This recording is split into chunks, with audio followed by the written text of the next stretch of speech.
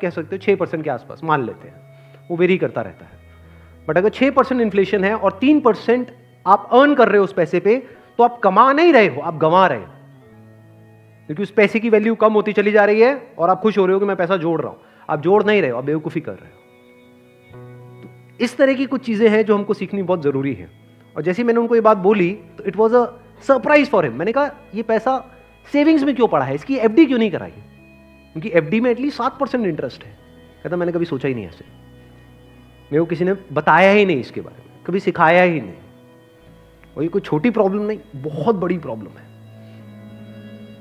मैंने कुछ कैलकुलेशंस करी, फिर उनको मैंने बताया। मैंने कहा अगर सिर्फ इतना सा स्टेप हमने उठा लिया ना, इतना सा जो कुछ भी नहीं है, कुछ घंटे का है, कि जो सेविंग में पड़ा है उसकी एफडी करानी है। एफडी भी अलग अलग ड्यूरेशन की करा दी। कुछ जो हमको पता है कि अभी इमीडिएटली काम नहीं आना है, उसकी मान लो 3 साल की करा दी। कुछ लगता है इमीडिएटली काम आना, तो 6 महीने की एफडी करा दी। अगर इतना सा भी हमने स्टेप उठा लिया तो अगले आने वाले 20 साल बाद कितने का फर्क पड़ जाएगा? Any idea? लाखों रुपए का फर्क पड़ेगा, कम से कम 20 लाख रुपए का फर्क पड़ेगा आने वाले 20 से 25 साल में। तो मैंने कहा वो जब 20-25 लाख आएंगे, अब ये करोगे तो हो ही आप, जो मैंने बताया है, तो उसमें से कुछ थोड़ा इधर भी दे देना भाई। आपने कितना पैसा कमाया उससे इंपॉर्टेंट क्या है? कितना बचाया। अब पैसे को बचाते कैसे हैं?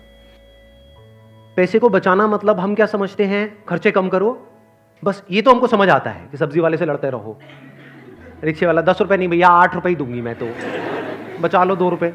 इसकी मैं बात नहीं कर रहा हूं, मैं बात कर रहा हूं थोड़ी बड़ी गेम की, जहां पे हम कुछ बेवकूफ़ों वाले स्टेप्स उठाते हैं और अपना करोड़ों का नुकसान कर बैठते हैं। मैं 2-3 रुपए की, 5 रुपए की बात नहीं कर रहा हूं। जो आज देखने में हजारों लग रहे हैं, वो आने वाले टाइम की करोड़ों हैं। याद रखना मेरी इस बात को।